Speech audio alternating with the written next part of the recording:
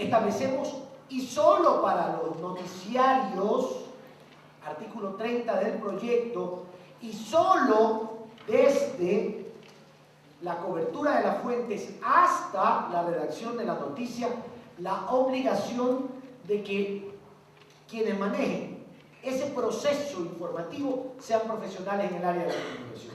Esto, por supuesto, ha causado una urticaria terrible en un montón de gente. Hay quien piensa, y yo respeto eso, que incluir eso en la ley atenta contra tratados internacionales, derechos constitucionales, etc.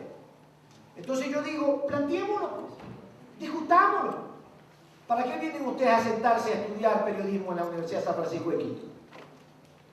Si igual ustedes, como cualquier otro en la calle, podrían en un momento determinado acceder a la misma plaza. Lo que se propone es debatirlo. ¿Para qué? Para que no tengamos un doble estándar, que es típico de los ecuatorianos. Típico.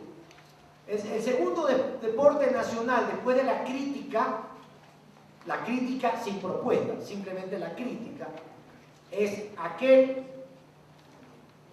que estoy señalando, de tener el doble estándar, de decir, desde 1975, que hay una ley de ejercicio profesional de periodista que impone unas reglas y hay otras leyes que imponen otras. Pongámonos de acuerdo a partir de esta ley.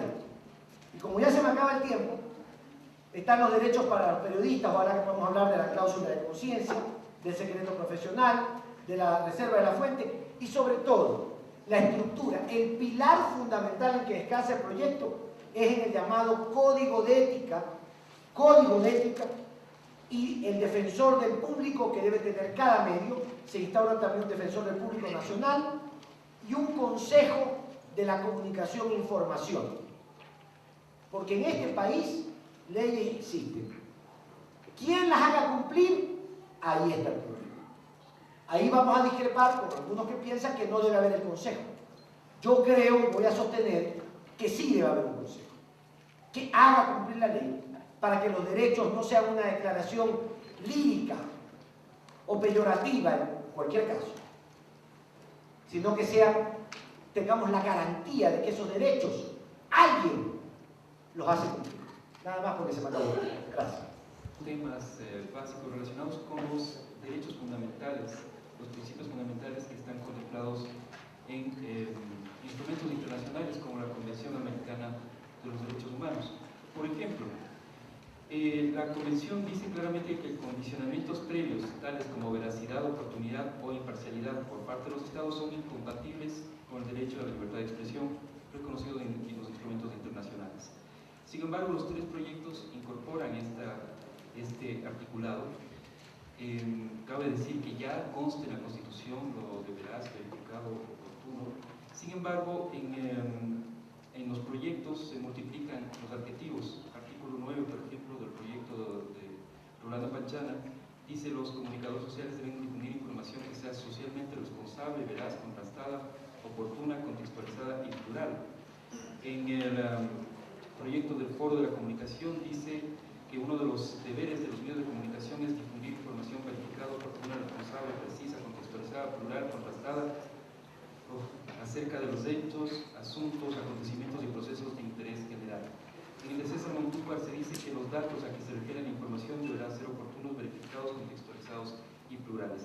Así que les preguntamos a los distintos proponentes, los distintos panelistas, ¿por qué, si en la Constitución ya consta esta clara violación de los principios internacionales, esa violación se extiende aún más con cada uno de los proyectos? En el proyecto que presentamos desde la concertación hay una violación a los derechos fundamentales, más aún una contradicción con lo que dicen los instrumentos internacionales. Lo importante es en dónde se ubican estos, podríamos decir, parámetros de la información que tiene que ser difundida para los medios. En el proyecto que presenté de la concertación, esto se ubica en el ámbito de la autorregulación y no pueden ser calificados de ninguna manera como requisitos para la censura. De allí que ello está muy conectado al régimen punitivo o sancionatorio que se establezca. En el proyecto de la concertación no hay ningún instrumento, ninguna instancia que pueda sancionar a un medio de comunicación porque alguien acuse de que el medio publicó una información que no fue contrastada o que no fue verificada. Estos criterios tienen que ser criterios para el ámbito de la autorregulación y tienen que ser parte de la autorregulación y tienen que ser parte de las prácticas periodísticas, de las buenas prácticas periodísticas.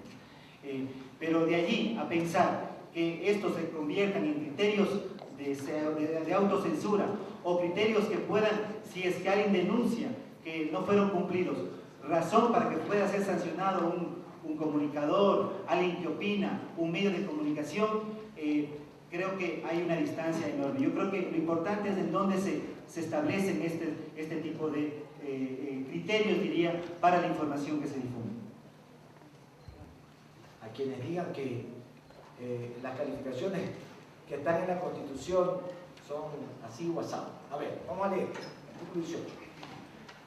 Todas las personas en forma individual o colectiva tienen derecho a 1. Buscar, recibir, intercambiar, producir y difundir información veraz, verificada, oportuna, contextualizada, plural, sin censura previa acerca de los hechos, acontecimientos y procesos de interés general y con responsabilidad ulterior. ¿Y a cuenta de qué pues yo voy a desobedecer esto? Este es el marco constitucional del Ecuador. ¿A cuenta de qué yo voy a eliminar los calificativos que tiene la Constitución? Si ya los tiene la Constitución, gústenos o no nos guste, este es el marco que nos rige. Y si yo propongo una ley de comunicación o un proyecto de ley, tiene que ser acorde a la Constitución. Porque si no es acorde a la Constitución, es inconstitucional. La Constitución es la norma suprema del Estado para todos los ciudadanos y ciudadanas de este país. Entonces, ¿por qué el proyecto se refiere a los calificativos de la Constitución? Porque es la Constitución del Ecuador, pero no la Constitución de Francia a la que me tengo que referir. Si eso es violatorio o no a un tratado internacional o lo que fuere, pues entonces que presenten la demanda de inconstitucionalidad y que sea la Corte Constitucional la que determine que esto que está aquí, que escribimos en Montecristi en el 2008, es violatorio de un tratado, de lo que fuere. Más allá de que existe otra disposición constitucional que reconoce la vigencia de los tratados internacionales, aún sobre la Constitución. Yo no veo contradicción en el fondo entre lo uno y lo otro. Yo lo que veo es precisión. Una precisión que el legislador quiso dar para no entrar en generalidades, como la de la Constitución del 98 o como la Constitución del 78. Este es otro deporte nacional, un poco menos difundido de los otros dos que ya les dije, pero este es otro deporte nacional. Decir o expresar en leyes generalidades para que todo el mundo esté contento. No te pelees con fulano, que no nos pedimos consultarlo. Que todo el mundo esté contento. La mejor ley es la que contenta a todos. Yo no estoy de acuerdo con eso.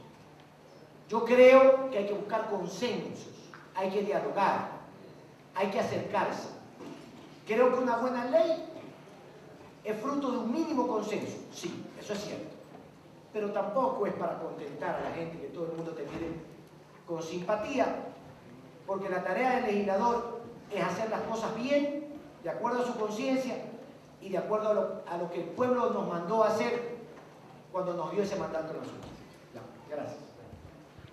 Porque estoy con Rolando cuando dice que nosotros debemos seguir el mandato constitucional y por supuesto que hay que evitar si es que la Constitución tuvo algún problemilla y un puntito o una coma, por supuesto que no debemos redundar en el vicio, en el problema o en el error, pero en este caso no hay error.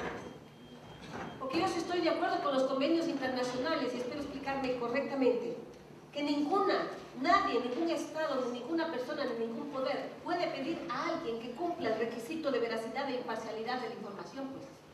Porque ni la imparcialidad ni la veracidad pueden ser atribuidas a la información, porque no son categorías de la información. La verdad no es un asunto de que la información sea verdadera o falsa.